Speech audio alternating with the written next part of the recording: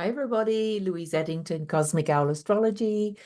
I'm here with part 3 of the Kamala videos and wearing my new shirt. Vote.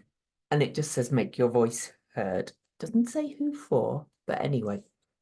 So before I start, you know, if you don't like my politics, that's fine. I feel like this election is so important for me, my family, my friends, those I support, those I uplift, and for the world.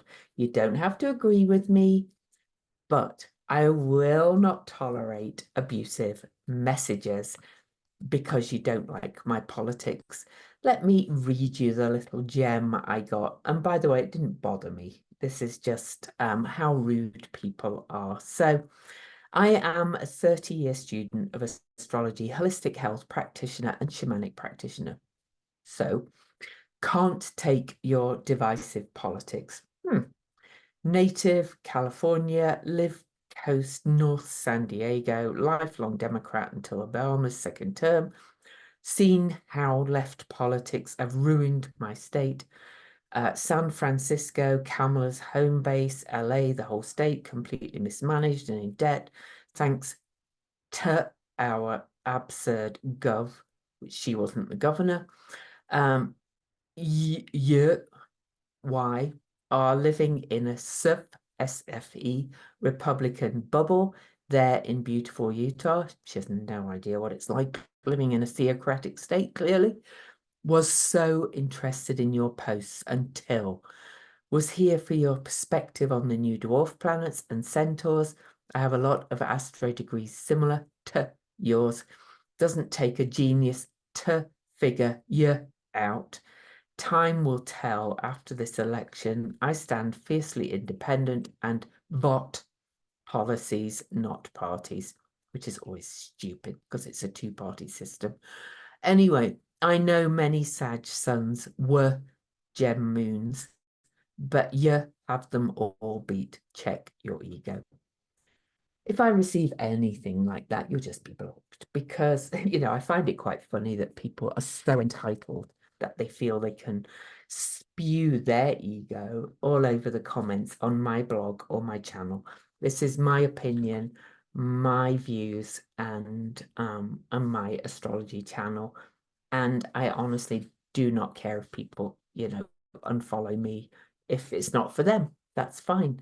That doesn't, everybody's entitled to have their own political views and things, but they do not have to, it's not cool at all it's not brat, let's say, to be abusive. Anyway, back to Kamala, because I did a transits video yesterday and I talked about the transit of Saturn coming over her Chiron and opposing Uranus, Pluto, and Venus. And she's been through this most of her life. She's been through her second Saturn return. So this is the second time Saturn is going over her Chiron. She's lived with Chiron opposing Uranus, Pluto, and Venus. And you'll hear my friend Erica talk about life as a Black woman. They've all had racial abuse. They've all had discrimination of some kind throughout their lives. Kamala was bussed when she was young and so on. And I believe she actually moved to Canada when she was 12 for a while. They moved to Canada, the family, I believe. I'm not sure if they're I don't know much about her parents actually, but she's only got good things to say about her parents. Her mother was a scientist who researched breast cancer. She talks more about her mother, I think. So I don't know a lot about the parents, but her parents were immigrants and met as graduate students. He was born in Jamaica. Her mum, Shyamala Gopalan, was born in southern India. Their paths converged when they both moved to the US to pursue graduate studies in Berkeley. and so they were liberal, you know, they were uh, um, and people of color, but you know, kind of mixed heritage in Asian and black. Anyway, so you know, she went on, but I believe they did move to, and her parents were active in the civil rights movement. So, you know, Kamala was born in the 60s, so there was all these civil rights coming on. Her parents separated when she was young, though. So her parents married in 63. Kamala was born in 64 and Maya in 67. And she said, you know, she only has good memories, really. Okay. But they did separate and divorced a few years later, but her father was still part of their lives.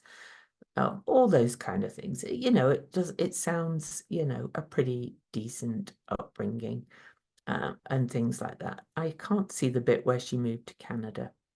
I believe it was when she was 12. So anyway, um,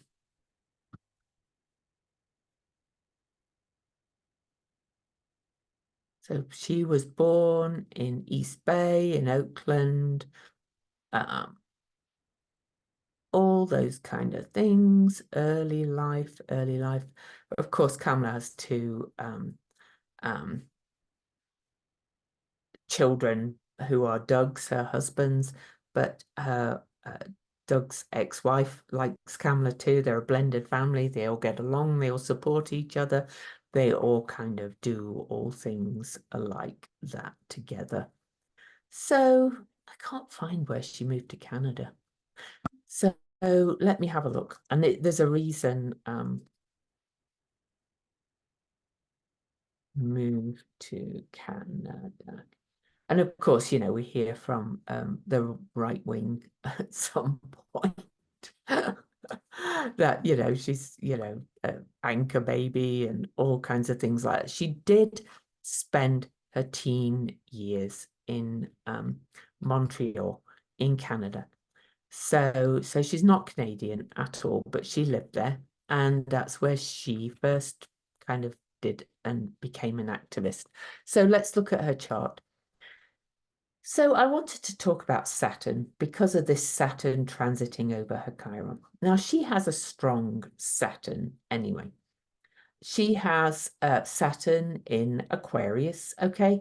And she oh, why is that? Oh,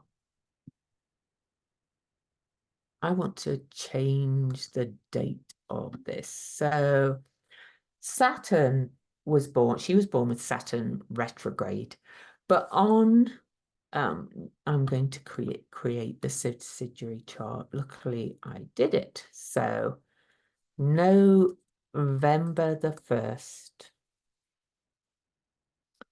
when she was 12. So 64, that would have been 19. Oh, I can't do it. Anyway, her Saturn stationed direct when she was 12, and that changed the direction of her life.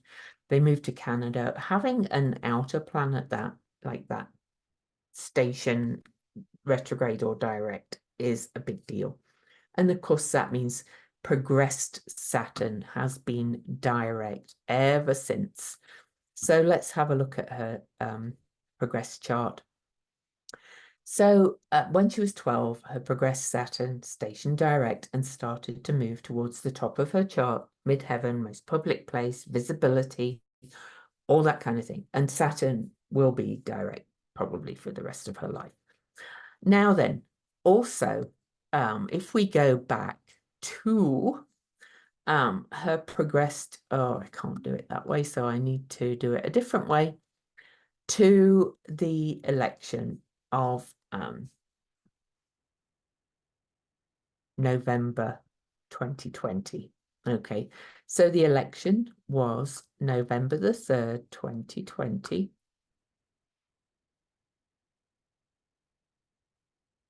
This is when, like just days afterwards, Kamala's progressed Saturn. Oh, there we go. So the election was on November the 3rd. Her progressed Saturn moved into Pisces on November the 7th into the sign of her midheaven, right on the election when she became vice president, okay, in 2020. I've already noted that she has Vesta there, which is the hearth, which is often the flame of the state, but also the inner flame. She became more Saturn in Pisces as well, which has a lot more kind of compassionate and letting go of limiting beliefs kind of energy, in my opinion. I kind of quite like Saturn in Pisces. It softens somebody who's got a strong Saturn. She was born with Saturn in Aquarius, which is the traditional ruler of Aquarius. And then her progressed Saturn is moving to the top of her chart. So she has that energy really embedded within her now. So since the election in 2020, she's kind of had 4 years for Saturn to get used to Saturn in Pisces. So let's move to this election where she will likely be the candidate. She is not confirmed yet. So on November the 5th, you can see that progressed Saturn moves very slowly. This is a different way of kind of forecasting, but it's been in Saturn for the whole 17 minutes, which is a lot for a slow moving planet. And it's really, we'd only need to be a couple of minutes off really for a few minutes off for her ascendant degree to even shift slightly. So all of that is really in her favor too. Saturn is mastery. Saturn is doing your great work. Saturn is not always a bad aspect by progression or transit. It's maturity, it's elder wisdom, it's kind of crone energy. In Pisces, it's got a huge amount of compassion and wanting to do good. But to even speaking about her natal Saturn, her natal Saturn in Aquarius is about in the sign of the people, to the humanitarian.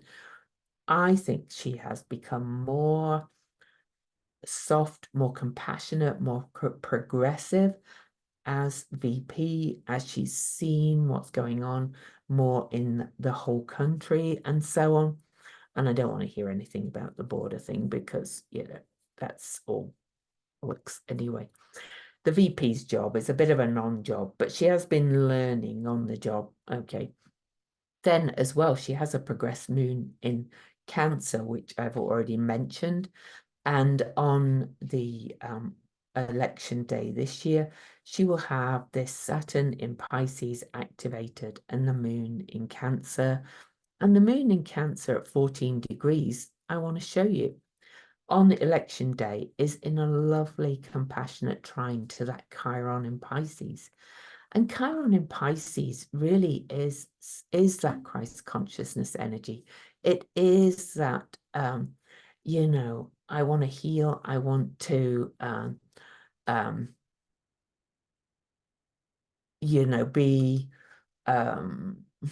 what's the word? I kind of want to, really kind of do the best for people. So one of my commenters on my YouTube channel, so thank you, Semprespy, I liked what she kind of has to said. She said, it seems like people are pointing to Saturn and Chiron because there aren't many challenging aspects. And it can, and a lot of astrology, it gets like ramp up the fear. Also, it's nervousness and fear as well, their fear with Saturn, because Saturn can, Saturn transits can bring up fear. But also, Chiron is about doing the inner work, the healing. I often kind of speak of Chiron as both the wound, but also the healing.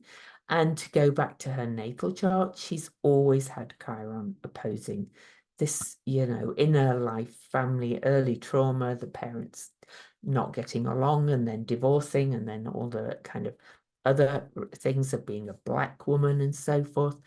And this is her second time around. So, having been through the second times around myself of all these longer term transits, especially of the Maiden Mother Crone, the Saturn transits, it does get easier. Okay, really does get easier. So, was there any other aspect I wanted to look at now? I keep thinking of other things I want to tell you, and they just always validate, what I see. I do actually kind of want to add one extra point. So she has had her fifth Jupiter return as well. After we have the Saturn return, we also have, there's some other kind of aging transits, I guess you could call them if you like. So let's look at her Characlo. About age 62. So she's 60 now, or she will be 60 this year. Her Characlo is in Aquarius, and Characlo is this beautiful healing energy, right? Okay.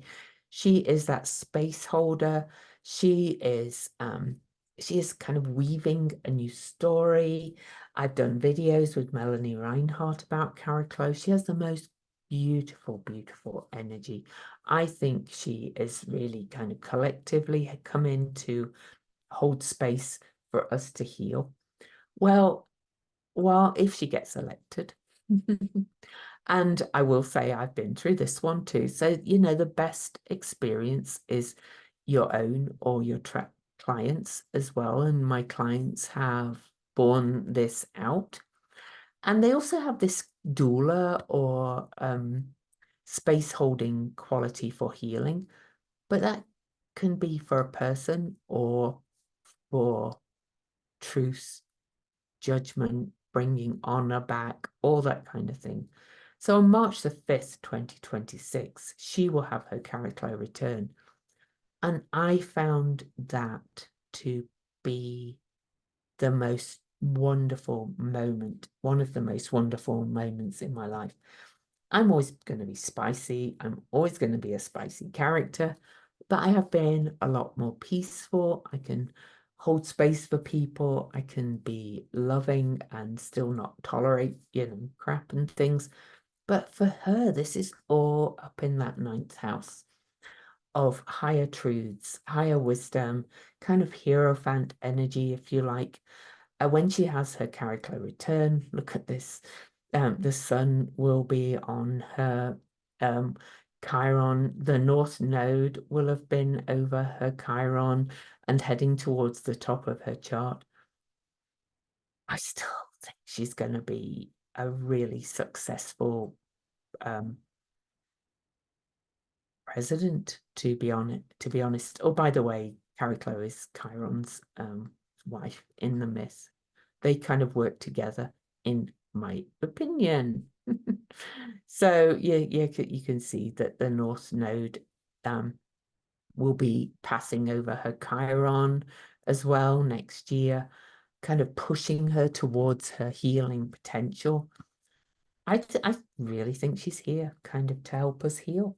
So I'm sure I'll see other things. I have yet to look at her with the other person, the other candidate's chart, but I will. But I'll get this one off to you for now. Peace out.